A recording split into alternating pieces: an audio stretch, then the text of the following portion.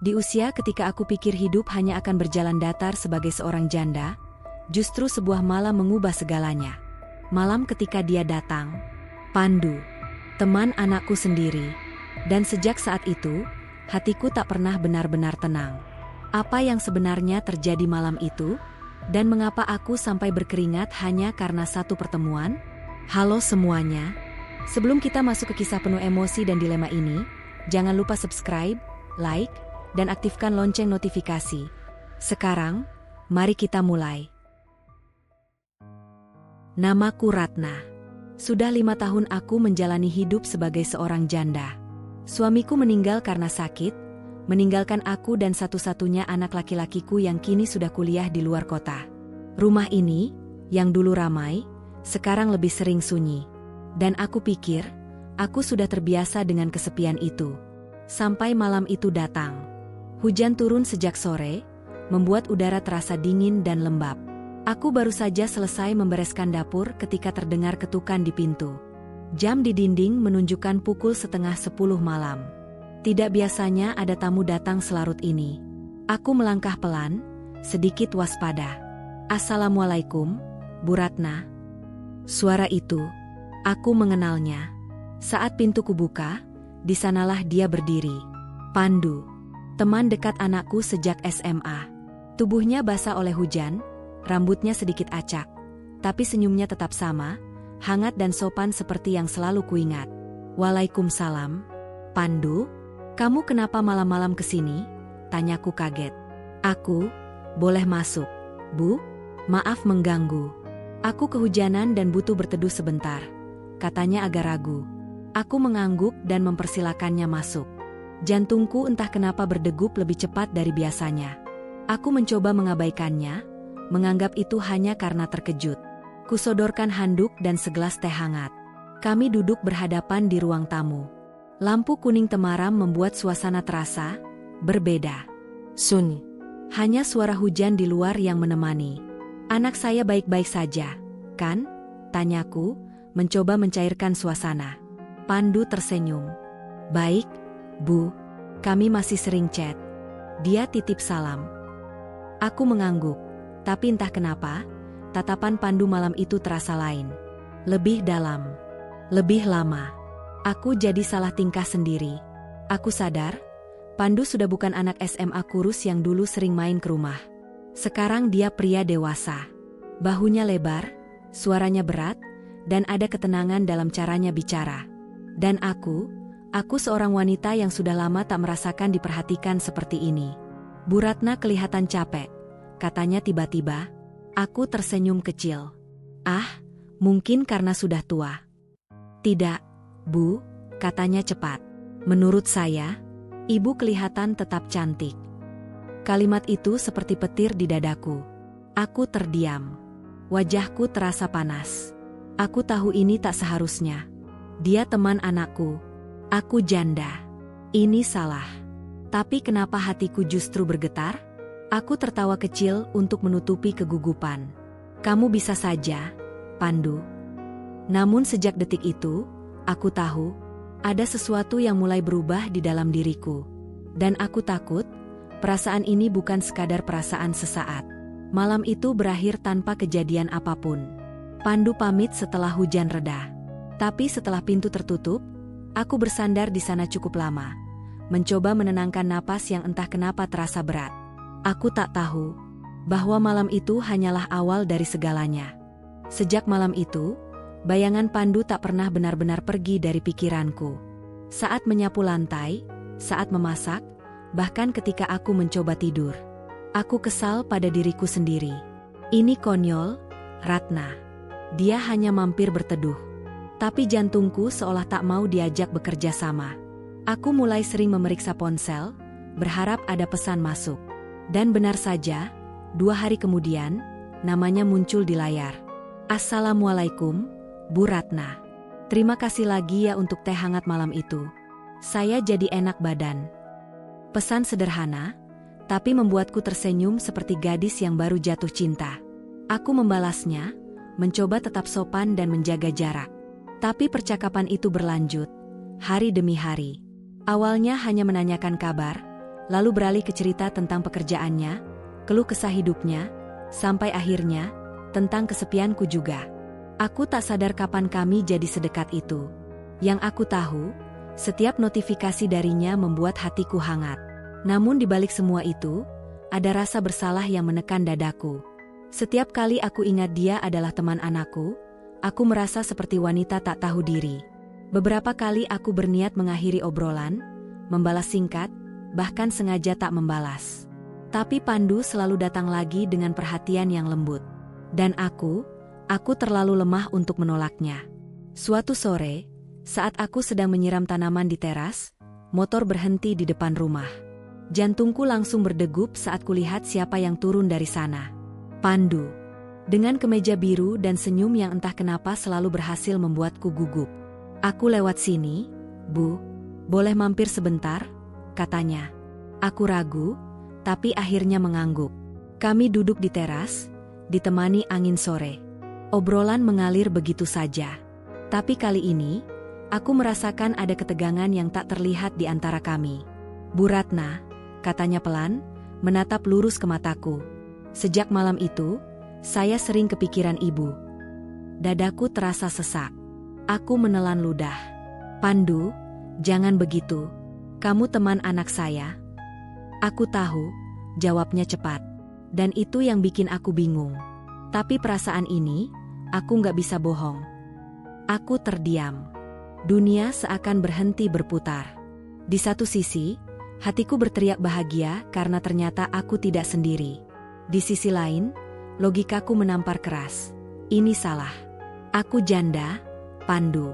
Usia kita jauh. Dan ini tidak pantas, kataku lirih. Dia tersenyum tipis, tapi matanya serius. "Perasaan gak pernah tanya pantas atau tidak, Bu." Kalimat itu membuat mataku panas. Aku bangkit berdiri, mencoba mengakhiri pertemuan sebelum hatiku makin rapuh. "Kamu pulanglah. Jangan bicara seperti ini lagi." Pandu ikut berdiri, tapi tak mendekat. "Maaf kalau aku lancang. Aku cuma, jujur." Setelah dia pergi, aku masuk rumah dengan langkah gemetar. Air mataku jatuh begitu saja. Aku sadar, aku sudah terlalu jauh melibatkan perasaan. Dan yang paling menakutkan, aku tahu, aku juga menyimpan rasa yang sama. Malam itu aku berdoa lebih lama dari biasanya, memohon agar Tuhan menguatkanku, agar aku bisa memadamkan perasaan yang tak seharusnya ini. Tapi jauh di dalam hati, aku takut bahwa api itu sudah terlanjur menyala. Aku pikir, setelah sore itu, Pandu akan menjauh. Aku berharap begitu, karena mungkin dengan jarak, perasaan ini bisa perlahan mati. Tapi harapanku hanya ilusi. 2 hari kemudian, pesan darinya kembali muncul. Kali ini lebih singkat, lebih hati-hati. Ia hanya menanyakan kabarku. Aku menatap layar lama sekali, sebelum akhirnya membalas. Aku tahu, setiap balasan dariku adalah bentuk kelemahanku sendiri. Sejak itu, kami berbicara lagi, tapi dengan batas yang tak pernah benar-benar jelas. Tidak ada lagi kata-kata pengakuan, tapi perhatian Pandu terasa justru semakin dalam. Ia mengingat hal-hal kecil tentangku, teh favoritku, kebiasaanku bangun pagi, bahkan keluhanku tentang nyeri di lutut. Hal-hal sepele yang membuatku merasa dianggap. Dan perasaan itu, yang sudah lama mati dalam diriku sejak suamiku pergi, kini perlahan hidup kembali. Aku membenci diriku sendiri karenanya. Setiap malam, aku sering duduk di tepi ranjang, menatap foto anakku di meja kecil. Wajahnya seolah menatapku, bertanya tanpa suara, "Ibu, apa yang sedang Ibu lakukan?" Dadaku selalu terasa sesak. Aku takut, bukan hanya pada omongan orang, tapi pada kemungkinan melukai hati anakku sendiri. Namun anehnya, bayangan Pandu selalu datang bersamaan, membuat hatiku terbelah dua. Suatu malam, listrik di rumah padam. Hujan kembali turun, dan angin membuat pintu jendela bergetar. Aku sedang menyalakan lilin ketika terdengar ketukan di pintu. Jantungku langsung berdegup kencang. Entah kenapa, aku sudah tahu siapa yang berdiri di baliknya. Dan benar saja, Pandu. Aku lewat dari tempat teman, "Bu, lihat rumah Ibu gelap, jadi aku mampir." Takut kenapa-kenapa, katanya, suaranya terdengar tulus. Aku ingin menolak. Sungguh. Tapi lidahku keluh. Aku hanya bisa mempersilakannya masuk. Kami duduk di ruang tamu yang hanya diterangi cahaya lilin. Suasananya sunyi dan hangat, terlalu intim untuk sesuatu yang seharusnya kami jaga jaraknya. Kamu tidak seharusnya sering ke sini, Pandu, kataku akhirnya. Ini tidak baik. Dia menunduk sejenak, lalu menatapku lagi. Aku tahu. Tapi setiap kali aku mencoba menjauh, rasanya malah semakin berat. Kalimat itu membuat mataku berkaca-kaca. Aku menarik napas panjang. Aku juga merasakannya. Bisikku hampir tak terdengar. Dan justru itu yang menakutkan. Untuk beberapa detik, kami hanya saling menatap. Aku bisa mendengar detak jantungku sendiri. Pandu berdiri perlahan, mendekat satu langkah. Aku tak mundur. Aku tak maju. Aku hanya berdiri di sana, terjebak di antara keinginan dan rasa bersalah. Tangannya terangkat, seolah ingin menyentuh pipiku, tapi berhenti di udara. Kalau ini salah, katakan. Aku akan pergi sekarang juga, katanya, suaranya bergetar. Air mataku jatuh. Ini salah, Pandu, kataku, tapi hatiku tidak mau mendengarkan. Ia menarik tangannya kembali, menghela napas panjang, lalu tersenyum pahit. Itu sudah cukup jujur buat aku. Malam itu, ia benar-benar pergi, tanpa sentuhan, tanpa pelukan. Tapi kejujuran kami satu sama lain justru terasa lebih menyakitkan dari apapun. Setelah pintu tertutup, aku terduduk lemas di sofa, menangis tanpa suara. Aku sadar, mulai saat itu, tak ada lagi jalan untuk berpura-pura. Perasaan ini nyata, dan aku harus segera memilih. Menguburnya dalam-dalam, atau membiarkannya menghancurkan batas yang selama ini kujaga. Setelah malam listrik padam itu, aku dan Pandu tak saling menghubungi selama beberapa hari. Rumah terasa lebih sunyi dari biasanya. Tak ada lagi notifikasi yang kutunggu, tak ada lagi nama yang membuat jantungku berdebar.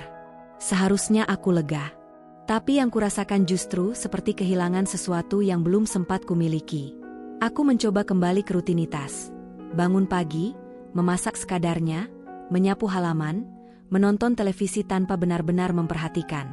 Namun pikiranku terus kembali pada satu hal. Tatapan Pandu saat ia menahan tangannya di udara, memilih pergi daripada melanggar batas. Itu seharusnya membuatku bangga padanya, dan juga pada diriku. Tapi kenapa hatiku justru terasa perih? Pada hari kelima, aku menerima telepon dari anakku. Suaranya terdengar ceria, bercerita tentang kuliahnya, tentang rencana pulang bulan depan. Aku ikut tersenyum, tapi di dalam hati, ada rasa panik yang tak bisa kusembunyikan. Bagaimana aku akan menatapnya nanti? Sementara aku menyimpan rahasia sebesar ini? Ibu sehat, kan? Tanyanya. Sehat, nak? Jawabku cepat. Kamu jaga diri di sana. Setelah telepon ditutup, aku menangis. Bukan karena sedih, tapi karena takut. Takut pada diriku sendiri. Sore itu, ketika aku sedang menyiram tanaman, motor berhenti lagi di depan rumah. Kali ini, aku tak perlu menebak. Pandu berdiri di sana, wajahnya terlihat lelah, tapi matanya tetap mencari-cari diriku. Jantungku langsung berdegup keras. Aku cuma mau pastikan ibu baik-baik saja, katanya pelan.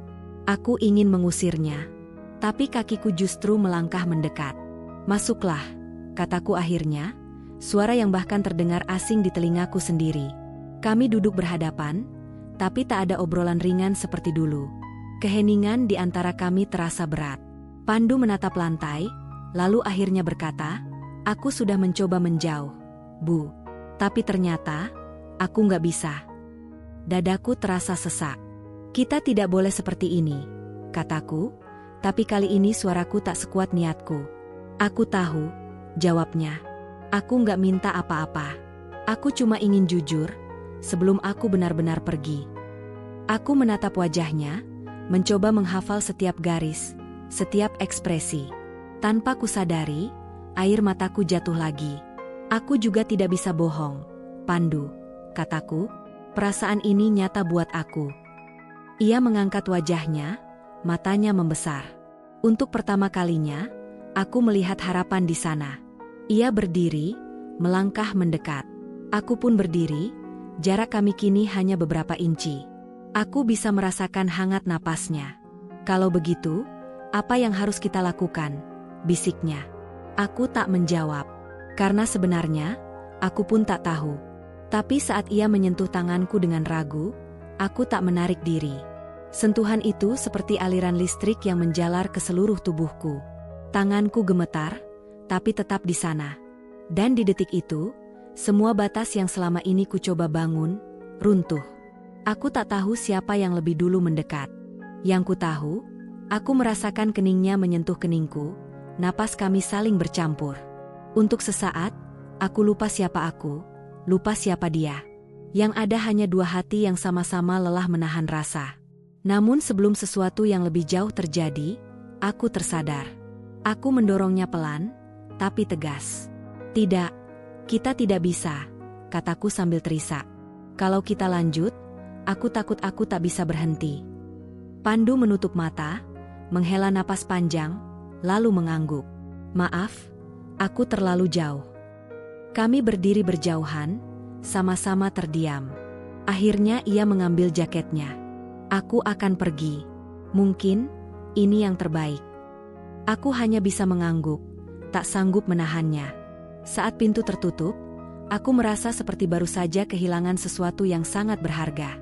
Tapi juga tahu, mungkin inilah satu-satunya cara agar kami tidak benar-benar jatuh ke jurang yang tak bisa kami kembali. Malam itu, aku berbaring tanpa bisa memejamkan mata. Tangannya masih terasa di tanganku. Dan di dalam hati, aku tahu, perjuangan ini belum berakhir. Aku dan Pandu kembali benar-benar menjaga jarak setelah sore itu. Tak ada pesan, tak ada telepon. Seolah kami berdua sepakat bahwa pertemuan terakhir adalah garis akhir yang tak boleh kami lewati. Tapi ternyata, menjauh secara fisik tidak serta-merta membuat hati ikut menjauh. Justru sebaliknya, aku merasa kehilangan setiap hari, seperti ada bagian dari diriku yang tiba-tiba hilang. Hari-hariku kembali sunyi, tapi kali ini kesunyian itu terasa lebih menyakitkan. Aku sering termenung di ruang tamu, menatap pintu, berharap, dan sekaligus takut, kalau Pandu datang lagi. Aku membenci harapan itu, karena aku tahu, kalau dia benar-benar datang, aku mungkin tak sekuat kemarin. Di tengah kegelisahanku, anakku mengabari bahwa ia akan pulang lebih cepat dari rencana. Minggu depan. Pesan itu membuat tanganku gemetar. Seharusnya aku senang. Dan memang, aku senang. Tapi ada rasa takut yang langsung menyelinap. Takut kalau kehadirannya justru membuka pintu pada rahasia yang selama ini kupendam rapat-rapat. Beberapa hari sebelum anakku pulang, aku pergi ke pasar pagi. Saat sedang memilih sayur, aku mendengar seseorang memanggil namaku. Ketika aku menoleh, jantungku seperti berhenti berdetak. Pandu berdiri di sana, membawa kantong belanja, menatapku dengan ekspresi kaget sekaligus rindu. "Bu Ratna," katanya pelan. Kami berdiri canggung di antara keramaian. Banyak pasang mata di sekitar, dan itu membuatku sadar betapa rentannya posisi kami. "Kamu belanja juga?" tanyaku, berusaha terdengar biasa. Ia mengangguk. "Untuk ibu di rumah." Tapi, aku kaget ketemu ibu di sini. Kami berjalan beriringan keluar pasar, menjaga jarak seperti dua orang asing. Namun setiap langkah terasa berat, karena ada begitu banyak hal yang ingin kukatakan tapi tak berani kuucapkan. "Saya dengar anak ibu mau pulang," katanya akhirnya. Aku terkejut. "Kamu tahu dari mana?" Dia cerita, jawabnya singkat, lalu menunduk. Aku senang dia bisa ketemu ibu. Tapi, aku juga jadi kepikiran. Aku mengerti maksudnya. Aku berhenti melangkah, menatapnya. "Justru karena itu kita harus benar-benar berhenti, Pandu," kataku tegas. "Aku tidak mau melukai siapapun, terutama anakku." Ia mengangguk pelan. "Aku tahu. Aku juga nggak mau jadi orang yang merusak." Kami berpisah di ujung jalan, tanpa kata perpisahan yang manis. Hanya anggukan kecil yang terasa begitu berat. Namun rupanya, takdir belum selesai menguji kami.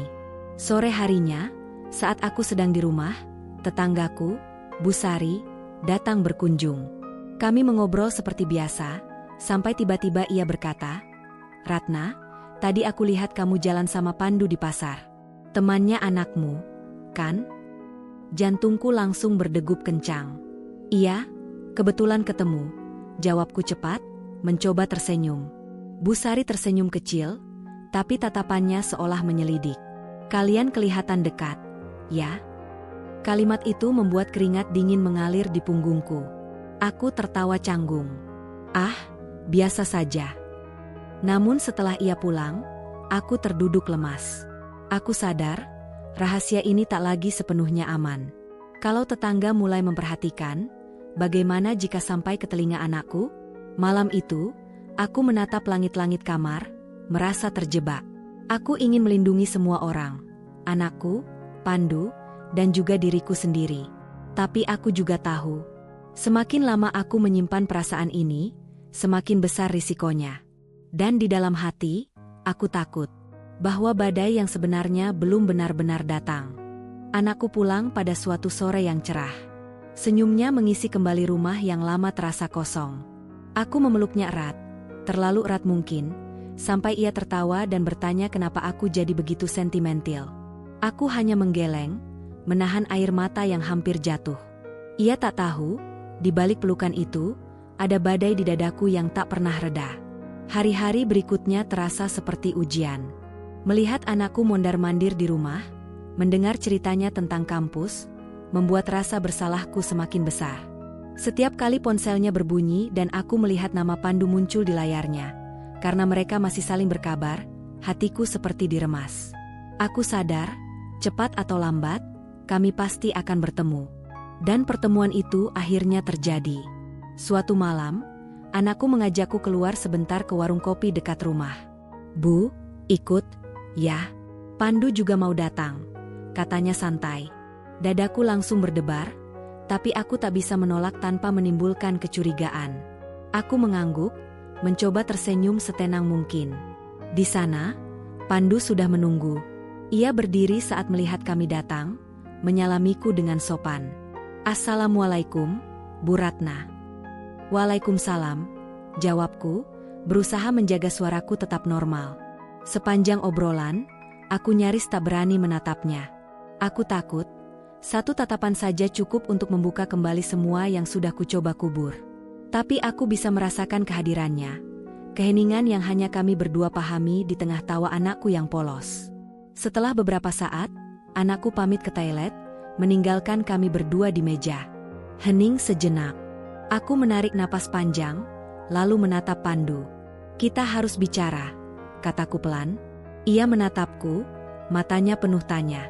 "Iya, Bu." "Aku sudah memikirkannya masak-masak," lanjutku, suaraku bergetar. "Perasaan ini, seindah apapun rasanya, tetap tidak bisa kita pertahankan. Aku tidak mau hidup dengan rasa bersalah. Dan aku tidak mau jadi alasan kalian berdua terluka." Pandu terdiam lama. Aku bisa melihat rahangnya mengeras, seolah menahan sesuatu. "Aku tahu ini akan datang," katanya akhirnya. "Tapi jujur, tetap sakit." Air mataku jatuh. "Aku juga sakit, Pandu. Tapi mungkin inilah harga dari melakukan hal yang benar." Ia mengangguk pelan.